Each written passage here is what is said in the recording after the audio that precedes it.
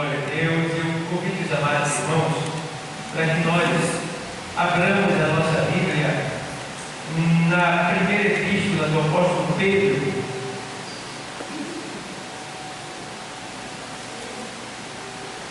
capítulo número 1.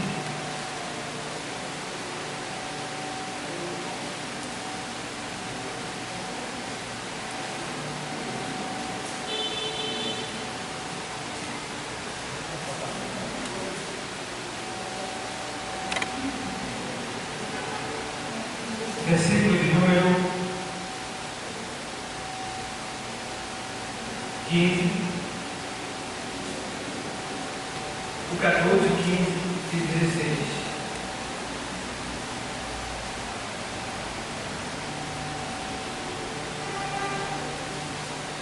Diz assim o texto sagrado: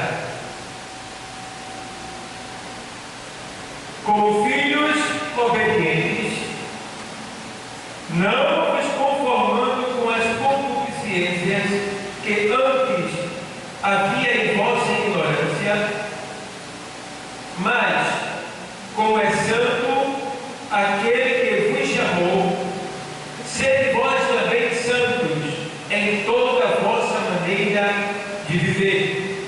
Porquanto escrito está: sede santos, porque eu sou santo. Amém, igreja?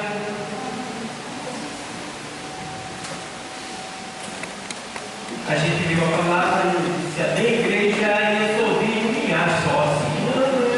Eu achei.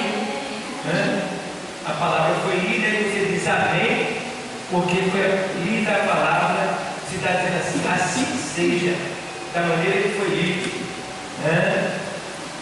Então, igreja amada do Senhor, hoje é um culto denominado por nós como sendo ele culto de doutrina, e outras igrejas denominadas de outro nome é chamado de culto de estudo da palavra, e alguns chamam de culto de instrução também.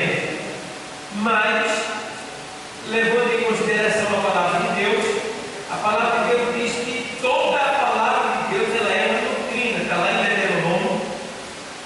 O Senhor, Ele diz que Ele quer que a sua doutrina goteje como o orvalho, como a chuva. Então a palavra de Deus, ela é uma doutrina, tá bom? E, como já falei outras vezes, toda vez que a gente ministra a palavra, a gente está doutrinando, tá bom? Então todo culto é um culto de doutrina, sem exceção. Todo culto é um culto de doutrina. A escola dominical é um culto de doutrina, todo culto curso teológico, discipulado, tudo é doutrinação, porque doutrina é um conjunto de normas inquestionáveis, e a única norma inquestionável é a palavra de Deus. Quando Deus fala, está falado, e Ele não erra, por isso que ela não é questionável. Por isso que ninguém pode dizer assim, e se não der certo? E se não for assim? Não, Deus falou, está falado. A doutrina de Deus, que é a palavra, é inquestionável. Igreja, nós vemos aqui a carta do apóstolo Pedro. Pedro, vocês sabem que ele foi um dos apóstolos de Cristo. Pedro era um homem que, por mais que ele tentasse, ele não conseguia ser santo. Pedro, ele era um homem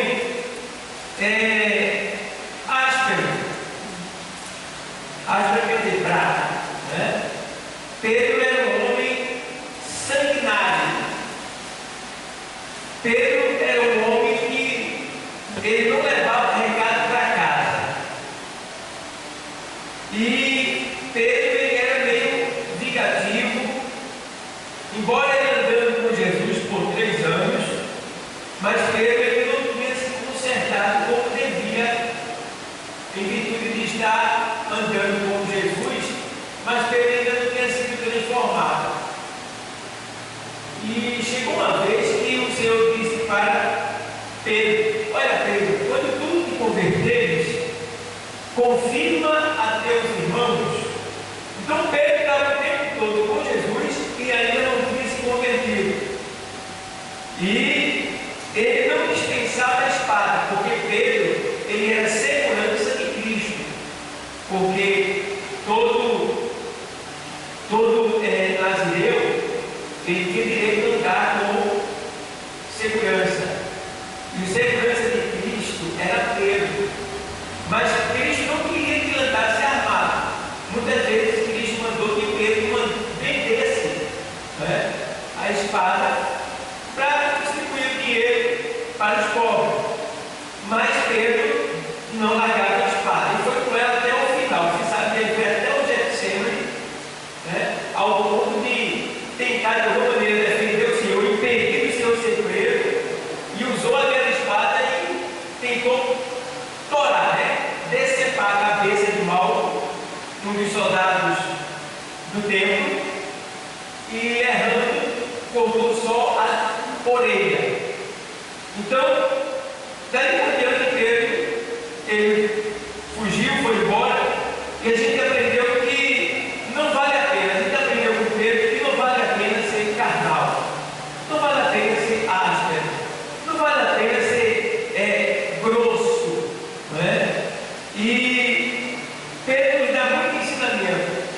E como sendo ele um homem que teve esses testemunhos que não foram muito agradáveis, agora, aqui onde a gente leu, a gente já leu em uma carta em que Pedro foi totalmente transformado.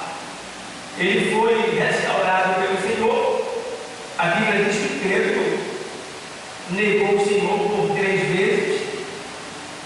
E a Bíblia diz que o Senhor não desistiu dele, mesmo ele tendo negado o Senhor. E o Senhor o buscou de volta e o entregou as suas ovelhas para que ele viesse apacentar. E essa carta de Pedro, ela foi escrita pelo próprio Pedro de punho, né? O autor que é ele. E o tema dessa carta fala sobre o sofrimento por amor de Cristo, o sofrimento por amor de Cristo. E esta carta que a gente leu, ela começou a ser escrita 60 anos depois de Cristo, e ela terminou de ser escrita 63 anos depois de Cristo. E uma das exortações de Pedro nesta carta é quando ele fala sobre, no capítulo 1, ele fala sobre a ação de graças pela esperança da salvação. E nesse texto que a gente leu da exortação à santificação. Exortação à santificação. O que é exortação? É alguém chegar para você e dizer: olha, faz isso, olha, faz assim, vai ser bom para você, você vai se dar bem, você vai ganhar. Então Pedro aqui nesta carta, ele está exortando os irmãos a quem vai chegar essa carta que ele escreveu. E quando ele escreve aqui, ele faz assim: não esquece de deixar bem claro uma coisa, no versículo 14, qual eu li: como filhos obedientes, não vos conformando com a concupiscência. O que é concupiscência? É os desejos, é os olhares desordenados. A concupiscência, ela vem pelo olhar, tá bom? Então concupiscência é o desejo desordenado que vem a partir do olhar. E quando você não consegue tirar o olhar e sempre você está olhando para aquele lugar, então aquilo ali é uma concupiscência que vai alimentando o teu ser, a tua alma, a tua carne, ao ponto de você chegar em certo momento de não suportar mais, porque você alimentou, né, aquela concupiscência que é o desejo desordenado pelo olhar. Então Pedro diz aqui assim, ó: como filhos obedientes, não vos conformando com as concupiscências que antes havia em vossa ignorância. O que é ignorância? Falta de conhecimento, tá? Toda vez que a Bíblia fala sobre ignorância, ela está falando que é falta de conhecimento.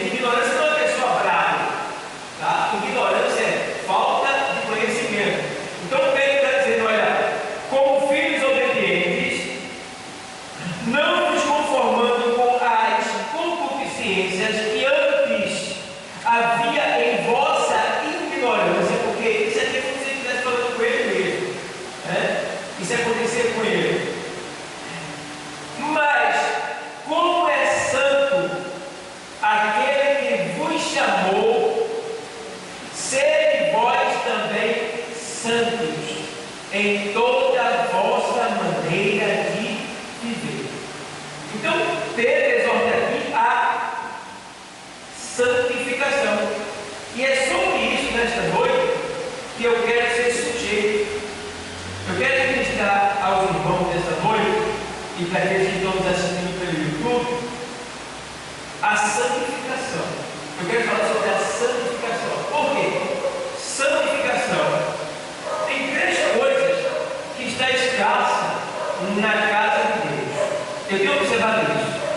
Primeiro é santificação. Segundo é o fruto do Espírito. E terceiro são os dons espirituais. Eu tenho conversado com Deus a esse respeito e eu tenho visto Deus tem mostrado essa necessidade na igreja. Santificação, dons espirituais e fruto do Espírito. Eu vou falar sobre os três aqui, vou falar só sobre santificação. Mas lembrando que a santificação ela provém da palavra e do Espírito Santo. Tá bom? E aqui a gente aprende uma coisa, que a palavra santo, ela vem desde os primórdios, desde o começo da Bíblia. A palavra santo é uma palavra hebraica. E a palavra santo em hebraico, ela se escreve kadosh. Kadosh. E o que significa kadosh? Kadosh significa santo, provindo originalmente da língua hebraica, tem como significado de algo que é outro. Ou seja, a palavra santificação, que no hebraico quer dizer kadosh, originalmente significa algo que é outro. Algo que é outro. O que ele quer dizer que já de início? Que o significado da palavra kadosh, ou santo, santificação, quer dizer que quando a pessoa é kadosh, quando a pessoa é santo, ela se torna outra pessoa. Então significa kadosh algo que é outro. Também significa diferente, porque a gente sabe que uma pessoa santa, ela é diferente. Ela difere de quem não é. E também significa o oposto daquilo que é comum. Ou seja, uma pessoa que é santo, ela não é comum, ela é sobrenatural. Porque a santificação, ela vem de Deus. E tudo que vem de Deus é sobrenatural. E também, santificação católica quer dizer guardado ou consagrado e separado. Guardado, consagrado e separado. Isso tudo é a palavra kadosh, que traduzido para o português vindo do grego quer dizer santo e tem todo esse significado. Sabendo, porém, uma coisa que, ao mesmo tempo, segundo que a gente aprendeu aqui, a gente entende que uma pessoa que é santo, ela é uma pessoa separada para uso exclusivo de Deus. Eu aprendi isso quando eu era discípulo. E eu entendi que a partir do momento que eu aceitei a Jesus, eu passei a ser santificado pela sua palavra. E sendo santificado, eu estou sendo separado para o uso do Deus que também é santo. Porque Pedro escreveu dizendo aqui assim, ele faz, olha, mas como é santo aquele que vos chamou, sede vós também santo. Aí eu digo assim, não dá, é difícil, pastor, ser santo, é difícil se separar das coisas erradas, é difícil a gente não pecar. Tudo bem, eu até entendo que é difícil você não pecar, mas não é impossível você sair do pecado, você deixar o pecado, tá bom? Então, quando Pedro disse, olha, mas como é santo aquele que me chamou, sede vós também santo em toda a vossa maneira de viver,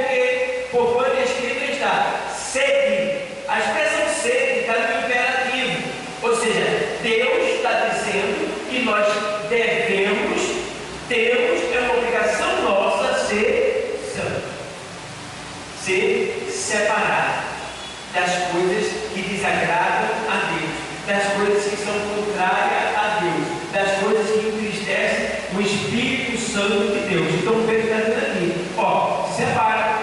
O sentido bíblico, esse termo é separação. Santo quer dizer separado totalmente. Aí eu me lembro quando o Senhor ele está fazendo a oração sacerdotal em João, o Evangelho 17 e 17, ele, na oração dele, ele diz assim: Pai, eu não rogo que os tire do mundo, mas que os livre do mal. Porque, irmão, a gente está no mundo, é a gente ser santo no meio do pecado. Não é fácil, não é fácil. O pecado está o dia todo nos tentando, o dia todo. E Pedro, quando ele espera Jesus, quando ora, ele diz: Pai, santifica, 17, diz: Pai, santifica-os na verdade. A tua palavra é a verdade. O que quer dizer isso aí? Quer dizer que eu me torno santo quando eu passo a ler e a ouvir a palavra de Deus. Ele diz: Pai, santifica-os na verdade. A tua palavra é a verdade. Então, se eu desejo ser santo, só tem um caminho para eu ser realmente santo: é eu buscar essa santificação na palavra de Deus. Na palavra de Deus. Porque ele diz: santifica-os na verdade. A tua palavra é a verdade. E a gente aprende aqui uma coisa, que existem 3 estágios de santificação. Ei, existem quantos? 3 estágios de santificação. Existe a santificação, no caso, existe a santificação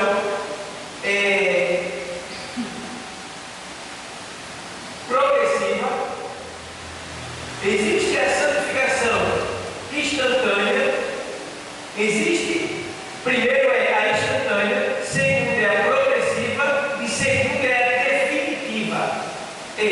Primeira santificação é a instantânea, segunda santificação é a progressiva e terceira santificação é a definitiva. O que é que acontece? Na primeira, que é a instantânea, ela acontece no momento em que uma pessoa foi redimida pelo sangue de Jesus, ou seja, ela foi separada do pecado. Ou seja, quando a pessoa aceita Jesus, ela já foi separada do pecado, ela já foi santificada, separada para Deus. Observa bem, ela já foi separada para Deus. Então o que é que acontece? Tem pessoas que, quando aceitam Jesus, ela muda completamente do dia para a noite. É aquela pessoa que ela aceitou Jesus hoje. Eu estava me lembrando agora de um jovem que aceitou Jesus lá em Itapissuma, no evento que a gente fez, e ele parecia Zé Pilintra, uma corrente grossa pendurada aqui, o chapéu só sentado na cabeça, aquele chapéu redondo, só sentado na cabeça. Irmão, uma olhada tão feio aquele jovem, ele estava bem na frente, está lá gravado no canal, ele estava bem na frente. E olhasse para aquele jovem, achava ele horrível, a aparência dele, o aspecto dele. E no final do culto, ele foi convencido pela palavra e aceitou Jesus. E quando a gente foi na quarta-feira visitar ele, diante de Deus, irmão, eu não achei que era ele, eu não conhecia ele. Porque ele veio me receber na porta e ficou eu, Osana e a irmã que estava comigo. Eu disse: ó, teu irmão? Ele disse: não sou eu, pastor, é eu mesmo. Eu digo: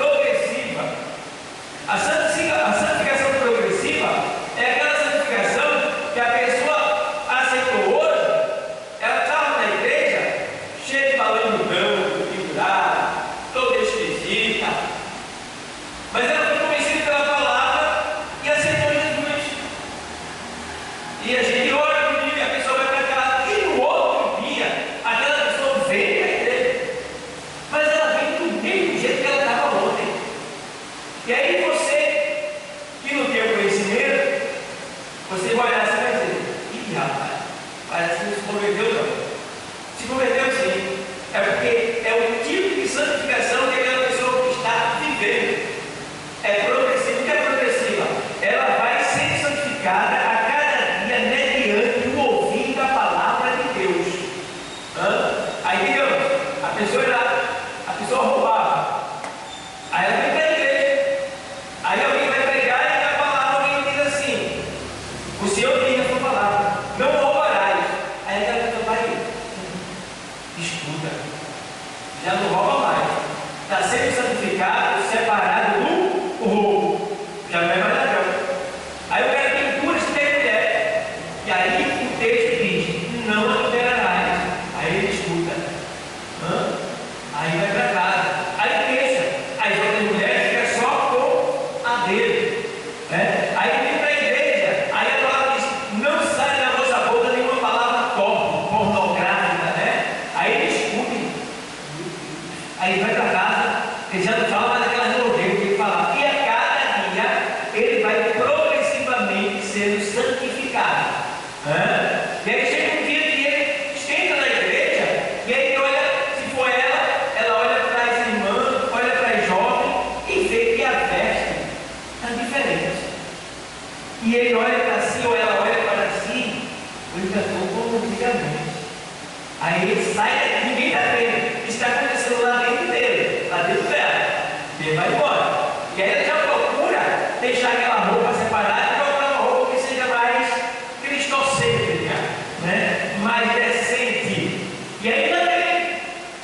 E aí, cada dia que essa pessoa entra na igreja e ouve a palavra, ela vai sendo transformada, ela vai sendo aperfeiçoada, ela vai sendo progressivamente separada, santificada para uso exclusivo de Deus.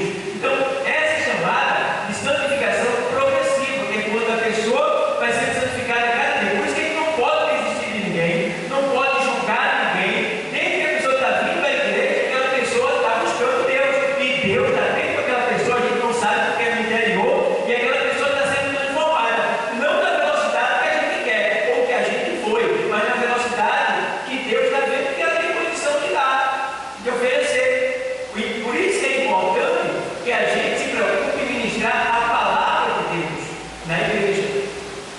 Não movimento, não tire, toca nele, cutuca ele, levanta, diga assim para ele, diga assim para ela. Isso não santifica ninguém, não. O que santifica é a palavra. O Senhor diz: santifica-os na palavra. A tua palavra é a verdade.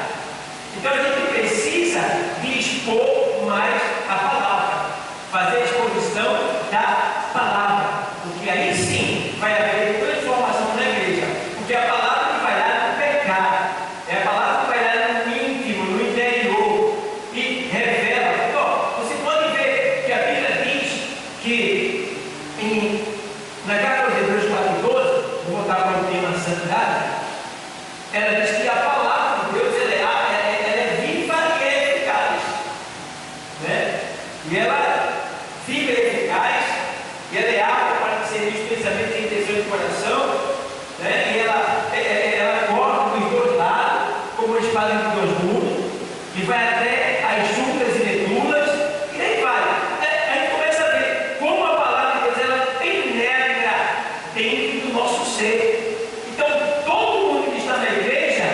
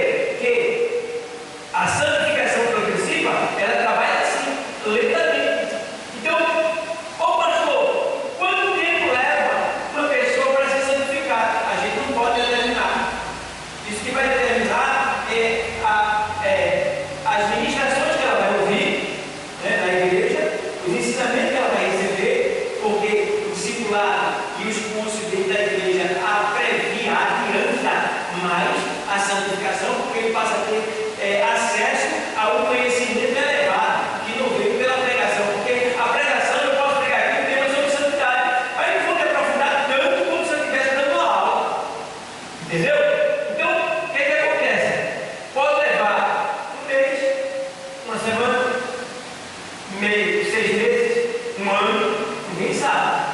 É de acordo com o que aquela pessoa tem recebido. É o que vai santificando ela. Porque a palavra tem que pegar em cada área da vida dela que ela está em pecado. Para que ela venha reconhecer que Deus está falando com ela, que ela não pode viver dessa maneira. E como ela aceitou Jesus em verdade, então com certeza, ouvindo a palavra, ela vai realmente se santificar, vai se separar daquele pecado. Então essa é a santificação progressiva. Santificação definitiva. A santificação definitiva, ela é quando a igreja ela é tomada da terra. Dá para acontecer um evento chamado arrebatamento. O arrebatamento é a rendição do nosso corpo carnal.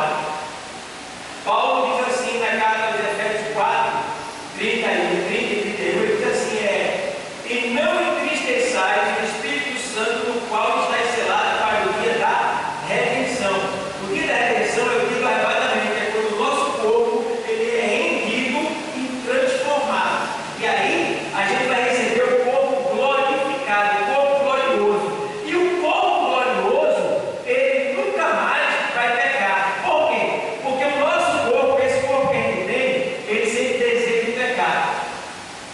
E um dos alimentos da nossa carne, ou eu dizer, o principal alimento da nossa carne é o pecado. Entendeu? Então, a nossa carne, a nossa natureza caída, deseja pecar. Paulo diz que aquilo que ele queria fazer, ele não fazia. E isso que ele queria, isso ele não fazia. Todavia já não sou eu, mas o pecado que habita em mim. Tá? Ele dizia que o pecado que habita em mim, então em nós ainda habita o pecado. Jesus, quando veio, também diz assim, em João, em Mateus 15, 18, ele diz lá que porque do coração procede, né? Furtos, morte, prostituição, adultério, falso testemunho e blasfêmia. Ele está dizendo, desde que ele tem no nosso coração. Então, a gente nunca vai conseguir ser 100% santo. Mas aqui Deus está dizendo assim, ser. Então eu tenho que lutar para ser. Aí isso é bom por quê? Porque eu querendo ser, eu vou ver quando eu errar. Eu vou estar mais consciente. Puxa, eu errei aqui, eu tenho misericórdia de mim. Se eu quero ser melhor, eu quero lutar mais, eu quero ser. Se eu, por favor, Senhor, aí a gente vai lutar, a gente vai ver, a gente vai ter autoexaminar. E aí a gente vai ver com mais facilidade. Então, igreja, a gente precisa entender que a santificação definitiva é justamente vai acontecer no arrebatamento, que é quando a igreja, o Senhor vem e toma aqueles que estão se santificando pela palavra e leva. Aí quando nunca mais a gente vai pegar. Por quê? A gente vai receber o corpo glorioso. E o corpo glorioso, ele não sempre deseja de pecar mais. Porque já não é o corpo carnal terreno, é o corpo glorioso. Então esse corpo que é glorioso que a gente vai receber, ele não se alimenta das coisas de baixo, ele se alimenta das coisas de cima. Entendeu? Por isso que quando Paulo escreve aos Colossenses, no capítulo 3, no versículo 1, ele diz assim, olha, se já morresse com Cristo, já ressuscitasse com Cristo, Colossenses 13, 1, se já ressuscitasse com Cristo, buscai as coisas que são de cima, ele diz, né? Deixa eu ler para você aqui, para eu explicar para você, aos Colossenses, aí ele faz 3 e 1, portanto, aos Colossenses 13, 1, portanto, se já ressuscitaste com Cristo, buscai as coisas que são de cima. Ou seja, o que é que Paulo está dizendo aqui? Se você já aceitou a Cristo, você morreu na cruz com Ele e ressuscitou com Ele. Então, se você ressuscitou com Ele, você deve se preocupar, você deve se alimentar e deve buscar as coisas que são de cima. Entendeu? Aí você já viu quantos crentes estão fazendo o inverso? Tem pessoas que é cristão, mas só se preocupam com as coisas de baixo. Deus em segundo lugar, talvez em terceiro. Se der, eu faço. Se der, eu vou. Se der, eu venho. E aí?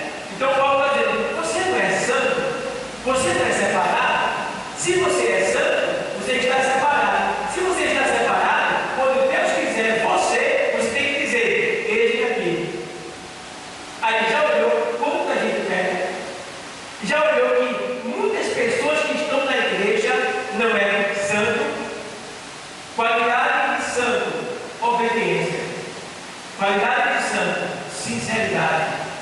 Sinceridade não é falar grosseria na hora que vem na boca, tá? Sinceridade é você ser transparente e ter educação, e tratar todo mundo como você gostaria de tratar. Sinceridade é a cara sem máscara, né? Então, qualidades de um santificado que ressuscitou com Cristo. Então, obediência, sinceridade, é verdadeiro, ama como Cristo amou. Então, são qualificações de quem é santo. Então, ele diz aqui assim: se já ressuscitasse com Cristo, buscar as coisas que são de cima, onde Cristo está sentado à destra de Deus. Então, disseram que a gente muitas vezes falha muito.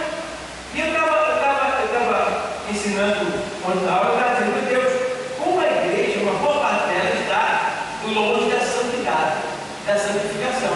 Porque quando aquele gente diz assim, vai ter ensaio amanhã, aí um murmura, o outro reclama, o outro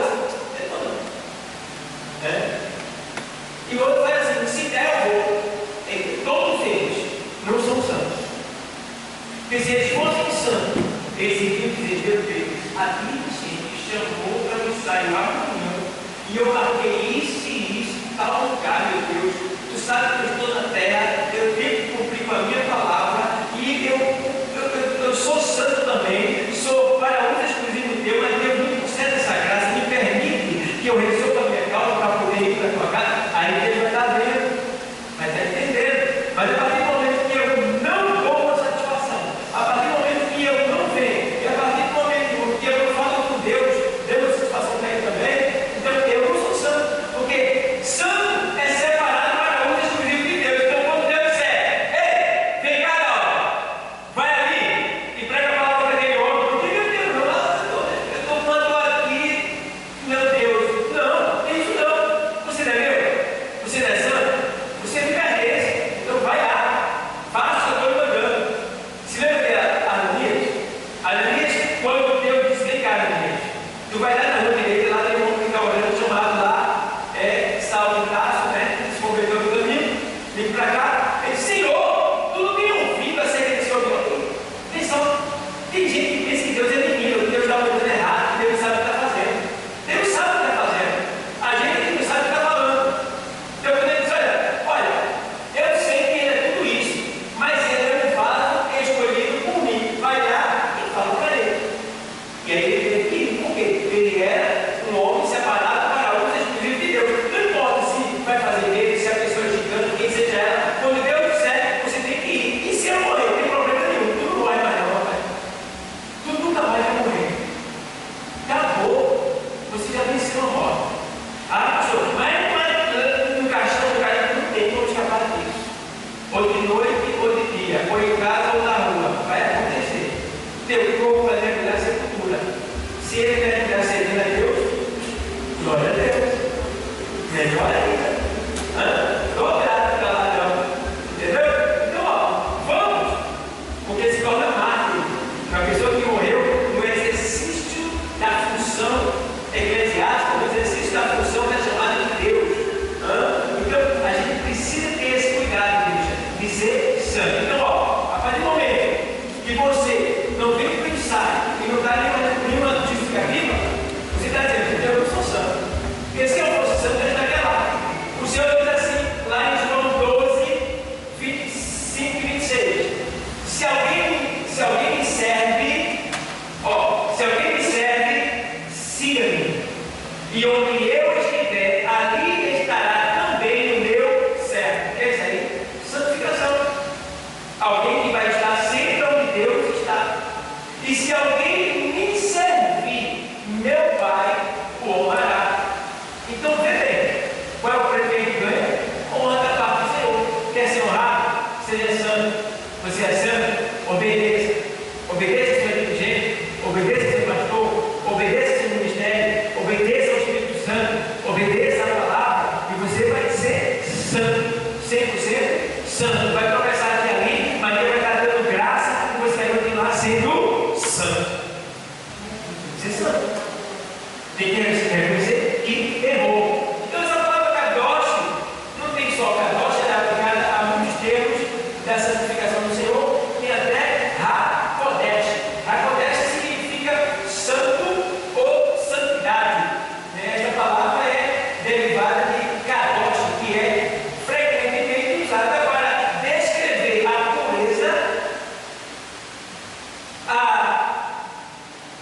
a pureza, separação e elevação de Deus acima de todas as coisas mundanas.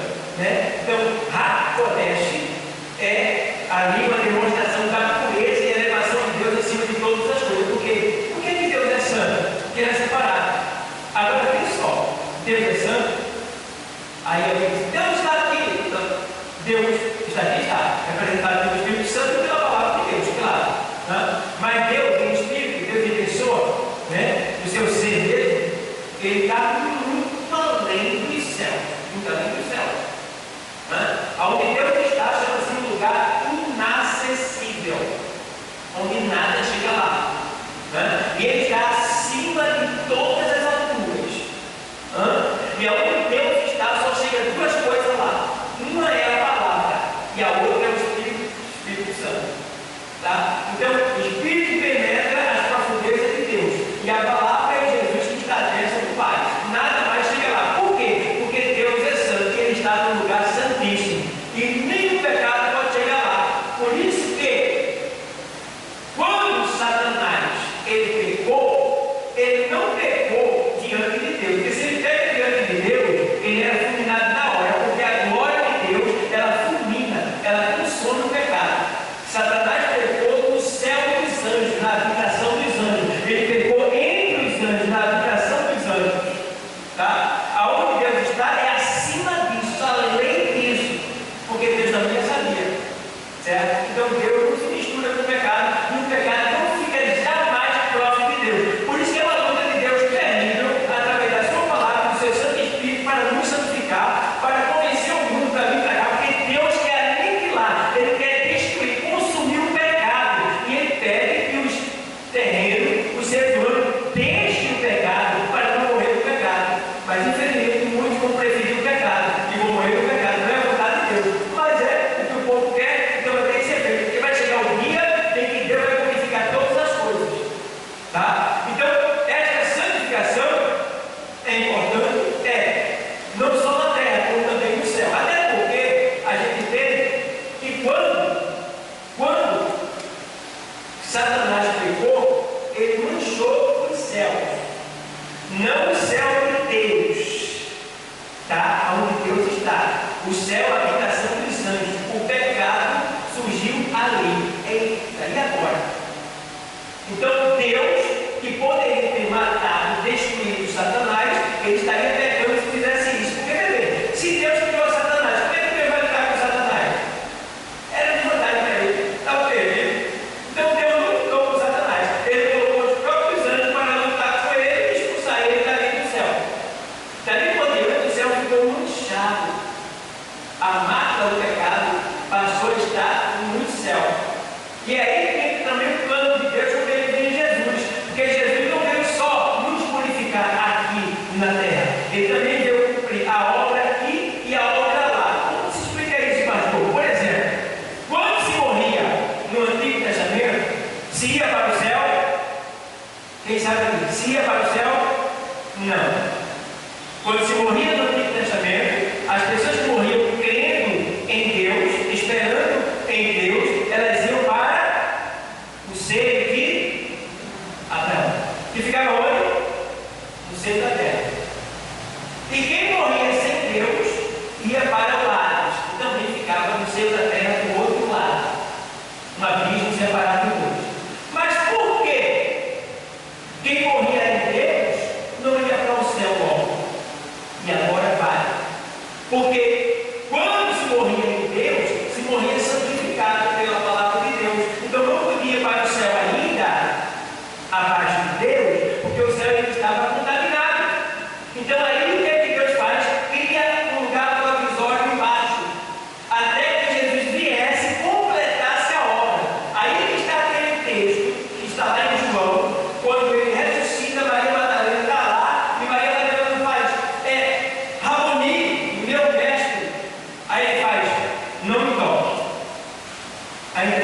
para meu pai.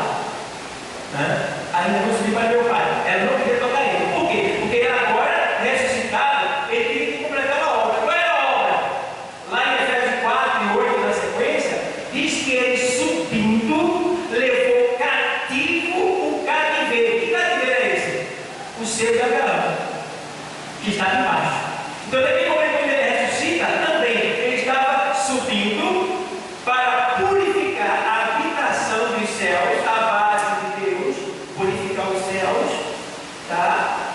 E depois que ele purificasse, ele voltar para levar o cativeiro, que era o seu de Abraão. E você vê que agora, onde é que está o seu de Abraão? Apocalipse 6 e 9, embaixo do trono de Deus. E também está lá se você observar, o seu de Abraão, ele está embaixo do trono de Deus, que é o terceiro céu, que Paulo chama, aonde Paulo foi até lá e disse que viu coisas que não convém falar hoje, porque não vai ver que ele é novo. Então, maravilhoso que é lá. Então, Jesus vai, quando ele completa a obra, ele sobe, vai até o Pai, nos justifica diante do Pai, e aí vem, no caso, purifica o céu, nos justifica diante do Pai, e agora vem e leva cativo o cativeiro, porque o texto diz em Efésios 4, 8 na sequência, diz que, olha, e subindo, levou cativo o cativeiro e deu todos aos homens, aqui embaixo. Entendeu? Então agora ele pegou quem estava lá embaixo, detido, e levou para o terceiro céu, a região celestial. Aí agora, quando a gente morre, a gente não desce mais, a gente sobe. É levado para onde? Para o seio de Abraão, porque agora o céu já foi purificado pela morte de Cristo, pelo sangue derramado no sangue de Cristo, que não só purificou o homem pecador arrependido, mas também todas as coisas. Está lá em Hebreus, você vai ver lá no capítulo 9 e capítulo 10. Você vai ver que ele entrou em um santuário feito por mão de homens, tá? Onde era a imagem do santuário terreno que estava lá no céu, porque quando Moisés deu o tabernáculo para Moisés construir, ele deu uma planta, uma cópia, para que fosse feito na terra como era no céu. Então tudo isso aconteceu aqui embaixo, porque as coisas aqui embaixo é uma sombra, está lá em Hebreus também, do que está lá em cima, é uma sombra.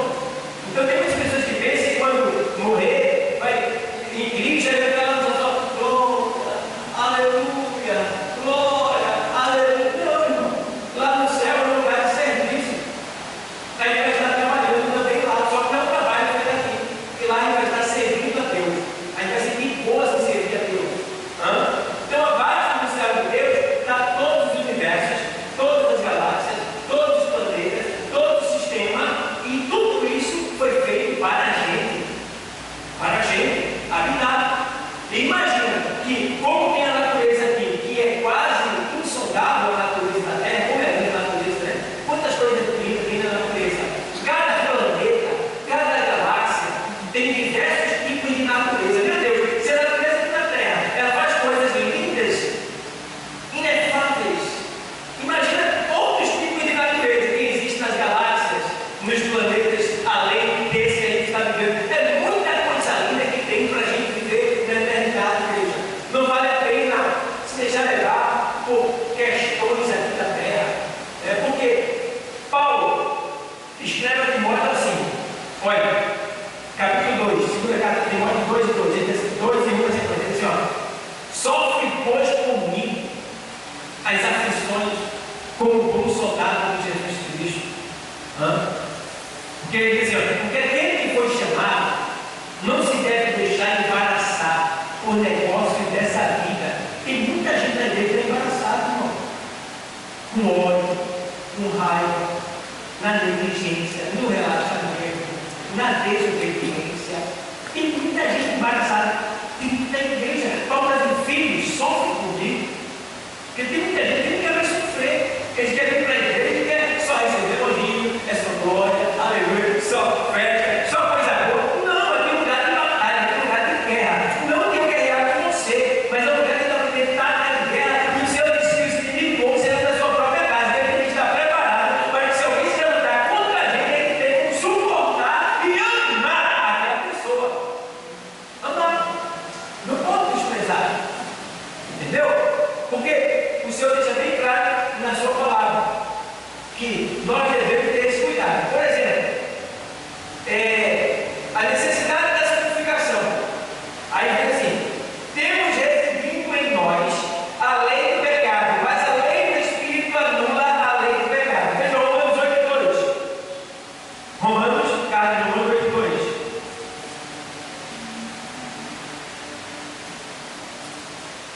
Vou ler para você. Porque a lei do Espírito, aqui é o Espírito Santo de Deus, é com E maiúsculo, de vida, a lei do Espírito de vida em Cristo Jesus me livrou da lei do pecado e da morte. Então a lei do Espírito de vida em Cristo Jesus me livrou da lei do pecado e da morte. Está vendo?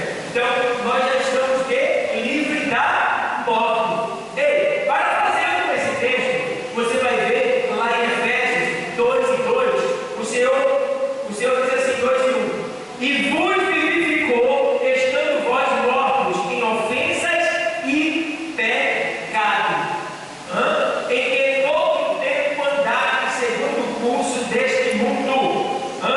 Então a gente vê que a lei do Espírito de vida em Cristo Jesus livrou da lei do pecado. Então a gente vê que temos exercido em nós a lei do pecado. Então, ô pastor, eu nunca no pecado e termino errando. Isso vai acontecer sempre. O que você tem que fazer é vigiar mais, dizer para Deus, jejuar para matar a tua carne, a força dela, entendeu? E quando você jejua, você está dizendo, eu me controlo, eu tenho o meu domínio, eu mando na minha natureza. É jejum. Aí quando você for um jejum que você não aguenta, é porque você não está se dominando mais. A carne já está dominando, por isso que você não consegue. Você vai fazer, quebra ele. Vai fazer, desiste do caminho. Vai fazer, eu não aguento mais. Por quê? Você está dominado já, pela sua natureza, pela sua carne. Você precisa vencer ela. Então você vai vencer aos poucos. Então faça jejum para quebrar a sua carne. Aí vem, Deus ordena que cada crente seja santo, como a gente viu lá na primeira epístola de Pedro 16. Seja santo porque eu sou santo. Deus só habita em lugar santo. Isaías 57:15. Isaías 57:15. Diz assim o texto sagrado: porque assim diz o alto e sublime, que habita na eternidade, e cujo nome é o quê? Santo. Em um alto e santo lugar habito, e também com o contrito. Contrito é o quê? Arrependido. Com o contrito e abatido de espírito. Abatido de espírito é aquela pessoa que se arrependeu e está constrangido, triste ali, pelas nojeiras que fazia. Aí Deus está dizendo, eu estou com eles, eu estou com eles, com o contrito e abatido de espírito, para vivificar o espírito dos abatidos e para vivificar o coração dos contritos. Vê que coisa linda? Então, a pessoa se arrepende do pecado cometido. Então, Deus vai dar para essa pessoa. Ele diz, eu estou com o contrito e quebrantado. Contrito, arrependido. Quebrantado, triste, por ter cometido coisas que não agradam a Deus. Tá? Então, quando a gente se arrepende e vem para Deus, Deus fica feliz, porque Ele diz aqui, vê coisa linda. Ele diz assim, 57:15, porque assim diz o alto e sublime, que habita na eternidade, e cujo nome é Santo. Em um alto e santo lugar habito. Ele está dizendo para o céu. Está vendo aí? Deus dizendo, em um alto e santo lugar habito. E também com o contrito, que é arrependido, e abatido de espírito, que é o triste, para vivificar, para dar vida, o espírito, que é a mente, o pensamento dos abatidos, e para vivificar o coração dos contritos. Está vendo aí? Que coisa linda. O que é que Deus quer? Arrependimento. Entrega completa para Ele. Aí você se torna santo. A santificação de Deus é o arrependimento do pecado, é o quebrantamento do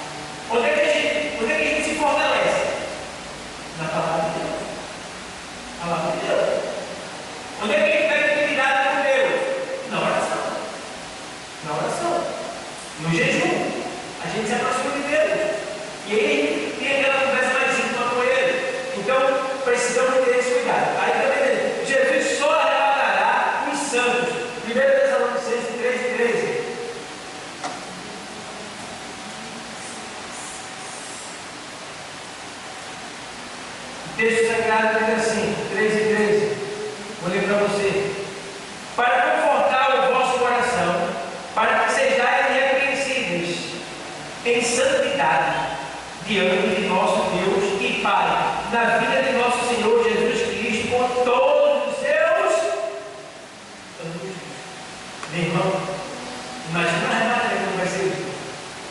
Aqui o texto está dizendo que o Senhor Jesus, Ele vai vir por todos os seus anjos. Meu Deus do céu, que coisa linda, hein?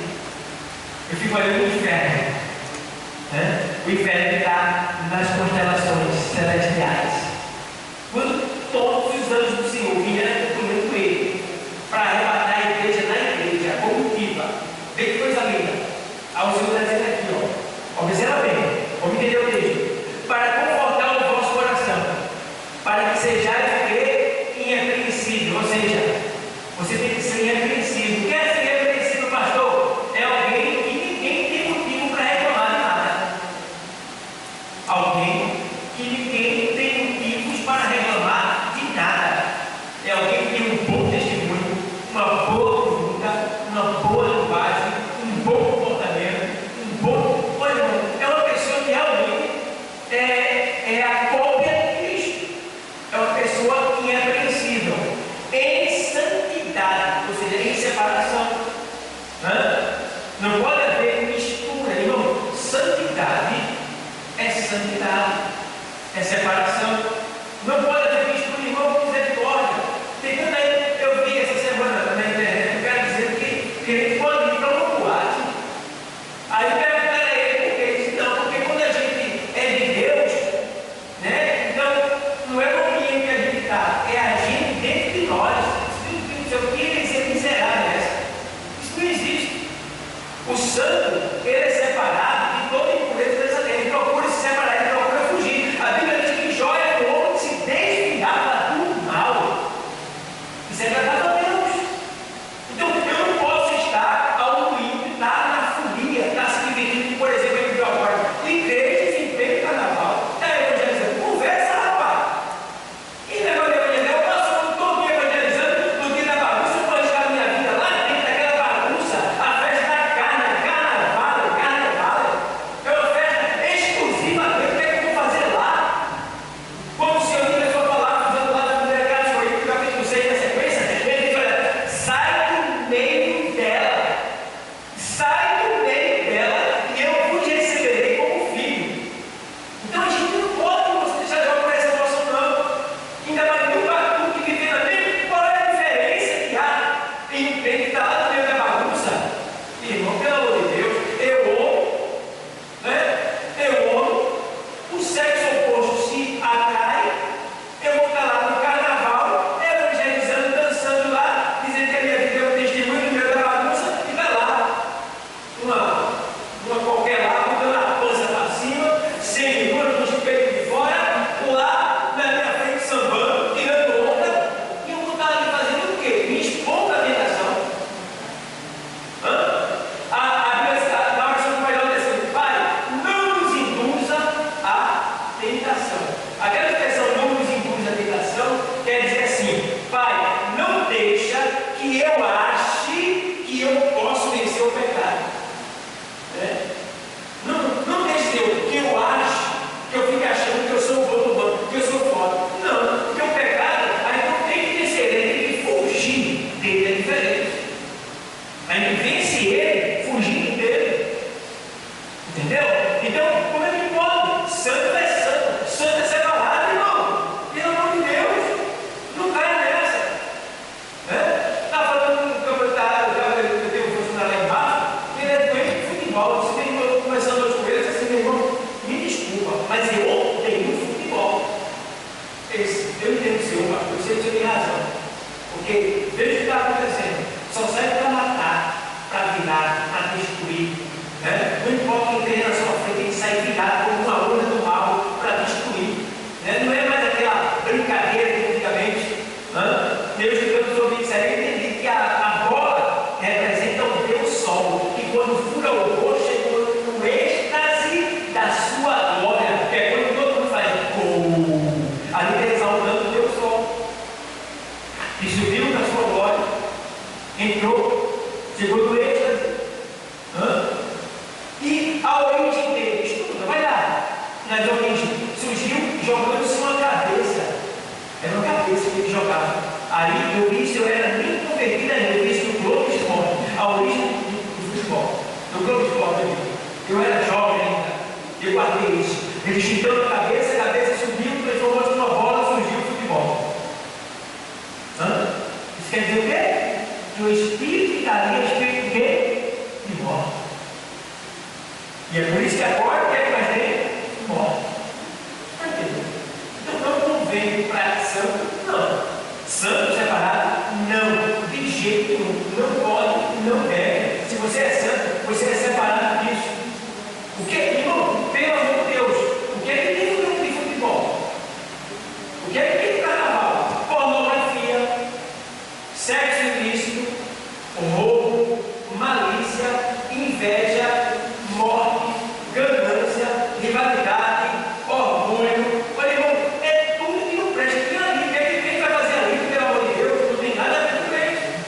Eu não estou condenando a bola, eu estou condenando o ajuntamento. Eu posso brincar com a bola com meu filho na praia, né? Posso ir lá, brincar na praia, brincar no quintal, não é parecido. Mas eu estar envolvido no meio, eu vou para o lá. O primeiro salto diz o quê? Vem aquele cara que vai para o ouvido, né? O conselho mínimo, nem se atende para os pecadores. E aí, eu não estou envolvido naquilo ali, não tem nada a ver com quem é santo. Santo está dizendo separado para uso exclusivo de Deus.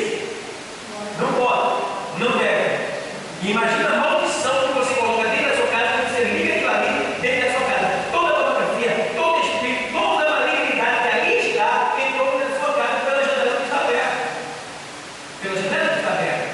Se você estudar, se você se aprofundar, você vai dizer, o pastor tem razão. Agora, quando eu falo assim, eu tenho muitas pessoas que eu conheço que não aceitam. Eu entendo, eu respeito. É o seu gosto. A sua carne não está se deliciando nisso. Tem todo o direito. É você, mas Deus não. Deus não aceita. Deus não aceita. E nós devemos ter esse cuidado de ser santos e separados. A santificação está em conexão com o Espírito de Deus. Segunda carta aos Coríntios 6:17.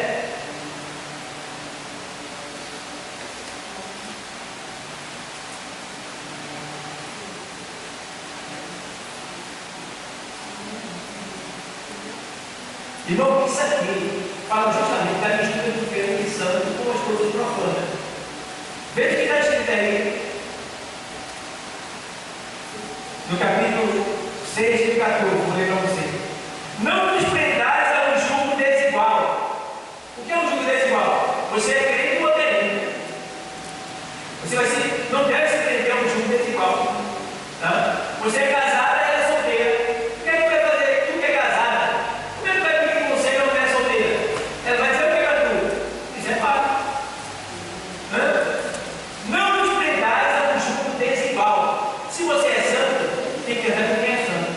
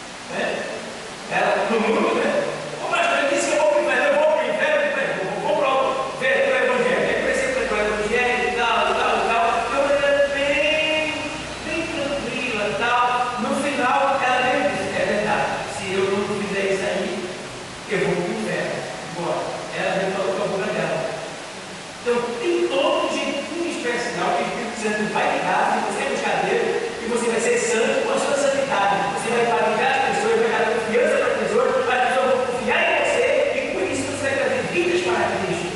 Certo? Então, tem uma coisa assim, ó, e que consenso tem dentro de Deus com os ídolos? Cuidado com a idolatria, né? Ator de cinema, ator de novela, né? Cantor, pregador e tal. Tem gente que morre para nós. Pregador não, não é isso, não. Vai cultura não, vai cultura não, vai que é isso, não, vai. Que é isso? E aí ele vê o vídeo na internet lá, igreja pagando uma fortuna para um pregador vir de fora pregar, quando na verdade tem tantos da igreja que pregam tão bem, que poderia estar aqui para a igreja ter dinheiro servir para a expansão do reino, avanço da obra missionária e outras coisas mais. Mas não, paga a uma pessoa para vir de fora para pregar na sua igreja, tem um grupo de pessoas, porque pelo menos vai vir no pé da igreja, que é uma pessoa diferente, que é tudo bem, vai pé da recompensa. Tem tantas outras igrejas amigas da gente, que tem um pastor, que tem alguém que prega de sentado, pega ali na verdade, tem conhecimento da palavra, chama ele, né? Vai pagar 5 mil, 10 mil, 15 mil, 20 mil, 30 mil, feito muitas igrejas, paga aí, para o cara vir lá do outro lado, ninguém sabe como é que está a vida dele, para pregar na igreja e levar o dinheiro, dessa oferta para os irmãos. E aí, como é que fica? Isso é o quê? Idolatria. Deus não se trata disso. Nem ele ganha e nem nós ganhamos. Por isso, perdemos. Porque ele vai dizer muito bem. Né? Eu disse da forma, eu vou fazer essa base. Aí colaborar para encher o bolso do cara que está do outro lado. Daí vai. Então, ó, ele vai ter aí assim, ó. E que vocês têm o templo de Deus, meus ídolos, porque vós sois o templo de Deus, vivente, como Deus disse, neles habitarei, e entre eles andarei, e eu serei o seu Deus, e eles serão o meu povo, pelo que saia do meio deles, e apartai-vos, diz o Senhor, e não toqueis nada imundo, e eu vos receberei, e eu serei para vós pai, e vós sereis para mim filhos e filhas, diz o Senhor Todo-Poderoso. Então, cuidado. Cuidado com a idolatria. Tá? Eu gosto de pregador que ele inicia a palavra. O cara não vai escutar o cara, só fala do blá blá blá. Só fala da vida dele. Só fala da vida dela. Só fala coisa que está aqui. Eu quero Bíblia. Eu quero crescer e explicar. Se tu pode pegar uma hora, pega 30 minutos e 15, mas eu quero que pelo menos me dê uma comida mastigada para eu alimentar a minha alma. Não ficar no programa, não, porque a minha vida é assim, porque eu fiz assim, que a ideia é certa. Não, rapaz, é a palavra de Deus, a palavra. Os princípios da homilética diz que nós temos que ler, explicar e aplicar. Ei, eu tenho que ler, explicar e aplicar. Aí tem gente que lê, nem explica e muito menos aplica. Foge, vai embora para longe. Não, volta para cá. É sobre santidade? Vai falando sobre santidade até o final. Entra no texto, fala bastante sobre aquele assunto, para que esta santificação venha comover, venha tocar, venha entrar nos ouvidos daqueles que estão ouvindo e assim possa ser vivida por cada um deles. Que as pessoas conseguem no culto ser transformadas pelo poder da palavra de Deus que é ministrada por você. Então tem que ter esse cuidado. Não perca tempo. Ministra a palavra. Aplique a palavra. Explique a palavra. Para que as pessoas sejam alimentadas e a vida delas possam mudar através de você como instrumento de Deus, porque você é santo, separado para uso exclusivo de Deus.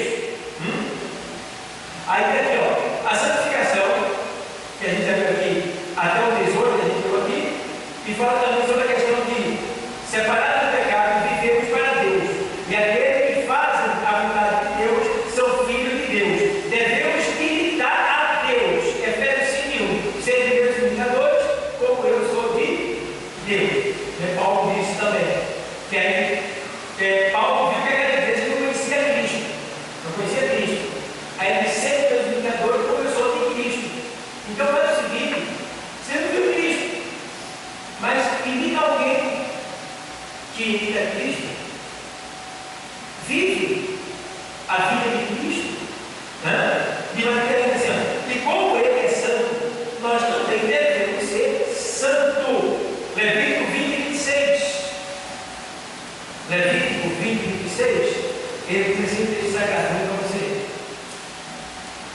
e ser-me-eis santos, porque eu, o Senhor, sou santo, e separei-vos dos povos para seres o quê? Meu. Olha que coisa linda. Olha que coisa linda, irmão. E sereis santos, porque eu, o Senhor, sou santo, e separei-vos dos povos para seres meus. Ei, tu pertences a Deus, tu és de Deus, e quando Deus precisar de você, você não pode dizer não, você tem que dizer sim. Agora, Deus conhece a nossa limitação? Conhece. Sabe o nosso problema? Sabe. Nossa dificuldade? Sabe. E Ele respeita todas elas. Agora, o que não pode é esse argumento nenhum criar desculpas esfarrapadas diante de Deus. Convence o meu líder, convence o meu pastor, convence a minha dirigente, mas o pior, não convence Deus. Não é meu pastor e minha dirigente que vai me salvar, é Deus. Aí o Senhor usa Paulo dizendo para Timóteo: ei, procura apresentar-te a Deus aprovado, como preto que não tem do que se envergonhar, e que maneja bem a palavra da verdade. Procura apresentar a quem? Ao pastor? A dirigente? Não, a Deus. Então, ei, primeiro Deus. Como você está com Deus? Você está em santificação? Você tem santificado? Você tem realmente lutado para fugir do pecado, para vencer o pecado? Então, hoje é o dia que Deus reservou para que nós entendêssemos que é necessário a gente ser santo. Não podemos viver uma vida de exterioridade, de santificação, ou seja, ser um santo só por fora. Quem é santo só por fora? Né?